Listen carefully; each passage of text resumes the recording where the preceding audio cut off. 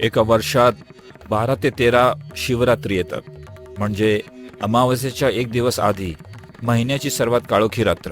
माघ महिन्यात येणाऱ्या या शिवरात्रीला महाशिवरात्री असे म्हणतात, कारण या दिवशी मानवी शरीरात ऊर्जा तीव्रतेने प्रवाहित होते. असा एकमेव उत्सव जो खरोखर रात्रभर चालतो आणि असंख्य लोकांना एकाग्र ठेवतो, संपूर्ण रात्रभर. हे जाणून योगिक परंपरेने असं सांगितलं की या रात्री कोणीही झोपू नये.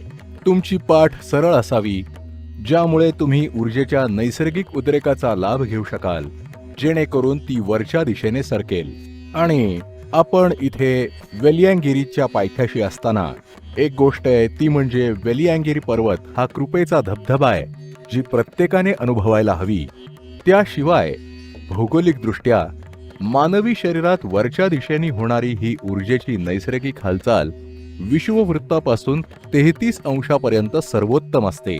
11 अंशांवर ती सर्वाधिक असते, तर ध्यानलिंग अगदी 11 अंशावर स्थित आहे. या दिवशी 11 अंशावर ध्यानलिंग आणि वेलियांगिरी पर्वताच्या कृपेत असताना, आणि सर्वात महत्वाचं, माझी इच्छा आणि माझा आशीर्वाद आहे की तुम्ही सर्वांनी महादेवाच्या कृपेसाठी उपलब्ध व्हावं. ह्या पवित्र रात्री जर तुम्ही जागे राहिलात आणि काही प्रमाणात जागरूक राहिलात तर त्याने तुमच्या आयुष्यात प्रचंड कल्याण साधलं जाईल. ही रात्र फक्त जागरणाची रात्र नाही, ही आध्यात्मिक जागृतीची रात्र झाली पाहिजे तुमच्या प्रत्येकासाठी.